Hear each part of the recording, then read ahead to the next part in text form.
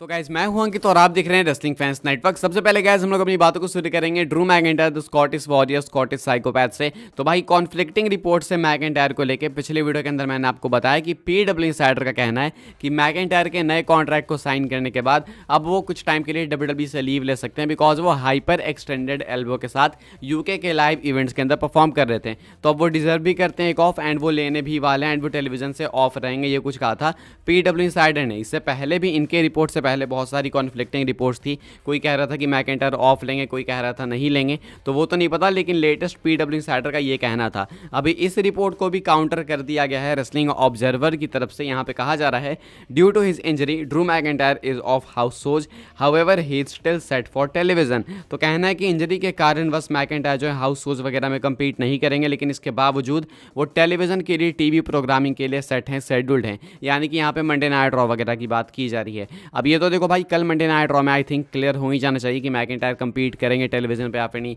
या फिर वो अपीयर भी होते हैं या फिर नहीं। लेकिन अगर मुझसे कोई बोलेगा कि आप किस पे ट्रस्ट ज़्यादा करोगे, तो मैं पीडब्ल्यू इंसाइडर पे करूँगा, कभी भी रेसलिंग ऑब्जर्वर से ज़्यादा ट्रस्ट। लेकिन यहाँ पे कंफर्म नहीं कह सकते, बिकॉज कल मंडे नाइट रॉ है, तो कल भाई सब कुछ क्लियर हो ही जाएगा। अब अभी के हिसाब से भाई ज़्यादा दिमाग चला के कोई फ़ायदा नहीं है, लेकिन स्टिल डिपेंड करता है आपके ऊपर। अगर आप चाहो तो रेसलिंग ऑब्जर्वर पे बिलीव करो, नहीं तो आप पीडब्ल्यू इंसाइडर पे करो। बाकी अगर आपको किसी पे नहीं करना है तो वेट करो, आराम से देखो भाई, एक दो हफ्ते में आइडिया लग ही जाएगा। वैसे तो कल ही लग जाना चाहिए भाई, मंडे नाइट रॉ के अंदर कल ही आइडिया लग जाएगा तो बेटर होगा। बाकी तो देखो अभी के हिसाब से मैकइंटायर को लेके ओवरऑल यही है बात है कि कॉन्फ्लिक्टिंग रिपोर्ट्स है। आगे बढ़ते हैं गाइस, बात करते हैं अगली स्टोरी के बारे में, एंड यह है रिकी एंड रोमन रेंस को लेके। तो भाई रिकी ने कमेंट करा है ट्राइबल चीफ रोमन रेंस के डिसअपेरेंस के ऊपर। रोमन रेंस रेसलमेनिया के बाद हमें डब्ल्यूडब्ल्यूई प्रोग्रामिंग पे नहीं देखने को मिले, एंड रेयरली रोमन को स्पॉट करा जा रहा है। पहला रिएक्शन रोमन का आया था ट्विटर पे, वहाँ पे भी उन्होंने एक सप नहीं बोला था रेसलमेनिया में हारने के बाद।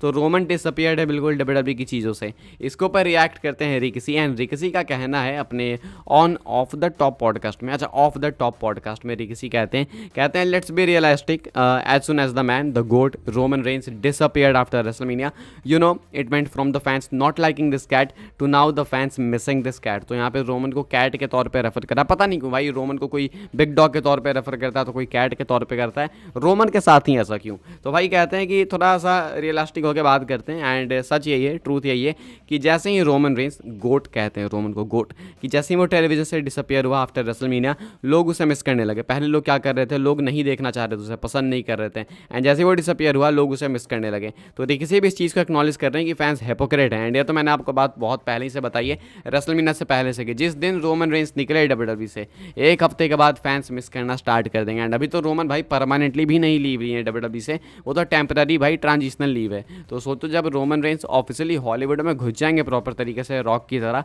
तब क्या होगा। क्योंकि अभी आप देख सकते हो डब्ल्यूडब्ल्यूई बहुत बोरिंग हो चुकी है, एंड ये एक लेजिट प्रूफ है हमारे सामने कि बैकलेस का कार्ड देख लो, या फिर मंडे नाइट रॉ का कल का मेन इवेंट देख लेना, वो देख के ही आपको पता चल जाएगा। तो रिकी कहते हैं कि फैंस पहले चाह रहे थे कि वो ना दिखे टेलीविज़न पे, एंड अब नहीं दिख रहा है तो उसको मिस कर रहे हैं। तो बेसिकली हिपोक्रेसी एक्सपोज करते हुए दिखें रिकी। आगे बढ़ते हैं गैस, बात करते हैं अगली स्टोरी के बारे में, एंड ये है Chad Gable plus Kurt Angle को लेके। तो सुबह भी मैंने आपको बताया कि कर्ट एंगल चैड गेबल को खुद से कंपेयर करते हैं, कहते हैं कि उनके अंदर यानी चैड गेबल के अंदर कर्ट एंगल को अपना रीबर्थ दिखता है, यानी कर्ट एंगल 2.0 बेसिकली वो चैड गेबल को कहते हैं। स्पेशली आफ्टर हील टर्न वो काफ़ी ज़्यादा इंप्रेस्ड दिख रहे हैं चैड गेबल से। तो कर्ट एंगल का ये भी कहना है कि वो चैड गेबल को ज्वाइन करना चाहते हैं डब्ल्यूडब्ल्यूई के अंदर, but as a heel manager. Kurt Angle says he would be interested in returning as a heel manager for Chad Gable. तो डब्ल्यूडब्ल्यूई हॉल ऑफ फेमर का कहना है कर्ट एंगल का कि वो डब्ल्यूडब्ल्यूई के अंदर वापस आने के लिए इंटरेस्टेड हैं, अगर उन्हें रोल दिया जाता है एक हील मैनेजर बनने का चैड गेबल के लिए। तो इमेजिन भाई चैड गेबल जो कि अभी अच्छे खासे हील बनने वाले हैं, वीक बाई वीक आप लोग देखना, बहुत अच्छा इनके कैरेक्टर को बिल्ड करेगी डब्ल्यूडब्ल्यूई, इतना मैं होप कर सकता हूँ। एंड अगर इसी में इन्हेंसमेंट के लिए और ज़्यादा कर्ट एंगल को ले आया जाए, कर्ट एंगल भाई जिनसे हमेशा चैड गेबल को कंपेयर किया गया, चाहे वो हील हो चाहे बेबी फेस हो, डजेंट मैटर। कर्ट एंगल जो कि खुद कहते हैं कि उन्हें चैड गेबल के अंदर अपना रीबर्थ दिखता है, तो भाई हो सकता है क्योंकि इन दोनों का सेम बैकग्राउंड भी है कि कर्ट एंगल शायद हील मैनेजर के तौर पे चैड गेबल के लिए आ सकते हैं। क्या आप लोग ये देखना चाहोगे, कमेंट करके बताना। आई थिंक भाई होना चाहिए, मज़ा आएगा, नॉस्टैल्जिया भी आएगा थोड़ा कर्ट एंगल को देख के टेलीविजन पे। बाकी आप लोग देखना चाहोगे या फिर नहीं, वो आप लोग कमेंट करके बता सकते हो। आगे बढ़ते हैं गैस, बात करते हैं अगली स्टोरी के बारे में, एंड ये रेसलमेनिया 41 के लोकेशन वगैरह को लेके, पता नहीं भाई इस बार के रेसलमेनिया को लेके क्या लफड़े हैं भाई। इस बार आई मीन अगले बार के, इस बार बोला तो एक अभी कुछ हफ्ते पहले निकला, तो अगले बार वाले रेसलमेनिया को लेके बहुत सारी अपडेट्स हैं। कोई कहता है मिनेसोटा में होगा, कोई कहता है कि लास वेगस में होगा, कोई कहता है अप्रैल में नहीं होगा मई में होगा, कोई कहता है कि इसलिए नहीं अनाउंस हो रहा है, तो कोई कहता है कि उसलिए नहीं हो रहा है। बहुत सारी अपडेट्स है, लेकिन अभी लेटेस्ट क्या मैं आपको वो बता देता हूँ। रसल वुड्स का कहना है, after speaking with the reliable WWE source over the weekend, it seems that the chances of WrestleMania 41 being held in Minneapolis are decreasing with each passing day.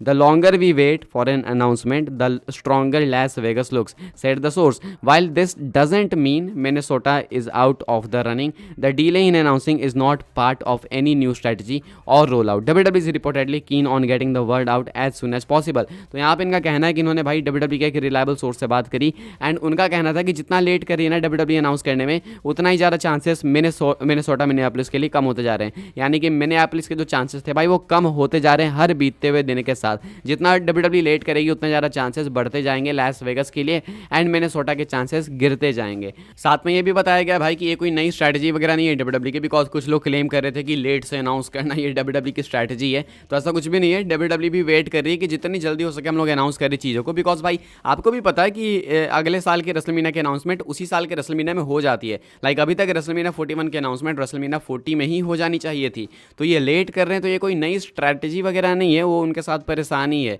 Finalise नहीं हो पा रही है चीज़ें, ये कुछ बताया जा रहा है। तो अभी के हिसाब से भाई ये कंसर्निंग तो है, ये लफड़े भाई नहीं होने चाहिए, स्पेशली रेसलमेनिया के साथ, एंड स्पेशली जब आप प्रोडक्शन क्वालिटी इतनी ख़राब रख रहे हो। तो खैर आगे बढ़ते हैं गैस, बात कर लेते हैं हम लोग अपनी नेक्स्ट एंड फाइनल स्टोरी के बारे में, जो कि people's champion the great one the final boss rock को लेके। तो वैसे तो आपने शायद ये अपडेट सुनी होगी, मैंने आपको बताई है, रेसलिंग ऑब्जर्वर के अंदर बताया गया था कि जो रॉक है वो इस साल एक और मैच रेसल कर सकते हैं, लेकिन बिलीव ये किया जा रहा है कि वो एक और मैच कोडी का अगेंस्ट नहीं होगा, बिकॉज कोडी के साथ उनका मैच अगले रेसलमेनिया में होगा। अब किसके साथ हो किसके साथ नहीं हो वो अलग बात है, वो हम लोग यहाँ पे ज़्यादा डिस्कस नहीं करेंगे। लेकिन सपोज अगर रॉक इस साल एक और मैच रेसल करते हैं, तो उसके लिए जब वो वापस आएंगे भाई, तो वो कब आएंगे, तो उसके लिए लाइकली वो वापस आएंगे भाई सऊदी वाले किसी इवेंट में। अगर WWE ठंड के मौसम में वो जो नवंबर अक्टूबर में करती है सऊदी का इवेंट, या तो वहाँ के लिए रॉक वापस आएंगे, बिकॉज समरस्लैम का कोई स्कोप नहीं है। समरस्लैम में अगर रॉक आ भी जाते हैं तो रेसल नहीं कर पाएंगे, बिकॉज 2 दिन पहले तो उनकी सूट खत्म होने वाली है, तो वो फ्यूड में इन्वेस्ट कैसे करेंगे टेलीविजन पे आके। तो समरस्लैम में अगर रिटर्न भी करते हैं रॉक, तो भाई वो रेसल नहीं करेंगे, एंड अगर रेसल करना है तो वो सऊदी के इवेंट में प्रोबेबली करेंगे।